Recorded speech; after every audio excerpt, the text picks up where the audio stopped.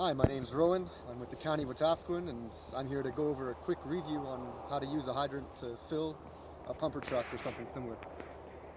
So, when you approach the hydrant, you'll have your three ports, your main port and your side ports. I think for filling, you'll usually be using the side port. So before you open the hydrant, you should take one of the ends off and use a gate valve in order to regulate the flow. We don't have one here, but I'm sure you've got one in your possession.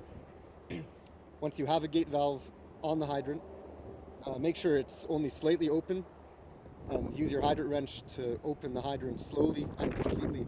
If the hydrant is not completely open, you risk damaging the innards and the components on the bottom, leaving lots of work and expenses.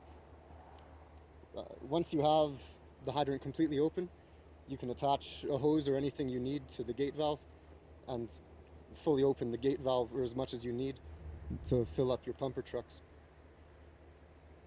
When you're completing your fill, once again use the gate valve to close the hydrant and close the hydrant from the stem completely and fully.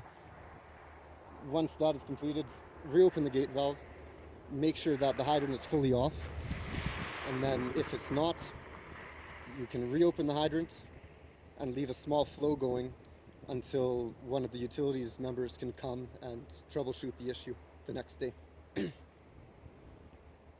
Assuming that the hydrant can be closed off in a proper fashion with no blow-by or flow, you'll then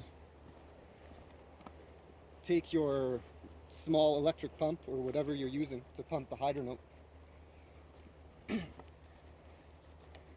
and prepare it for the pumping. On ours, we have small tape bands at 6 feet and 8 feet.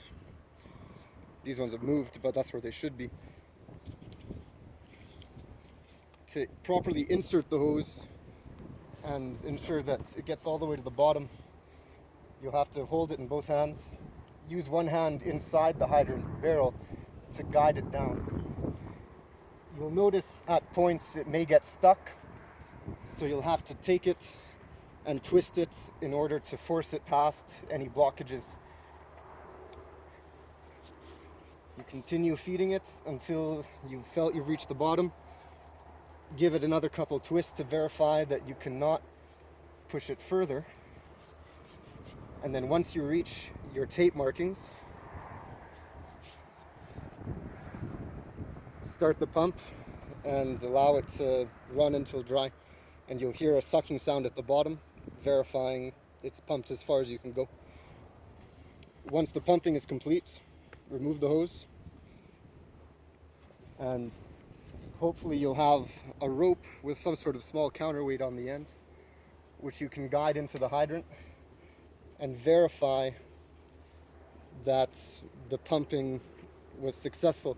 And once again, we have a tape at 6 feet and 8 feet, so we can pull the rope out at both markings and verify that the water is down to at least 8 feet below the frost line.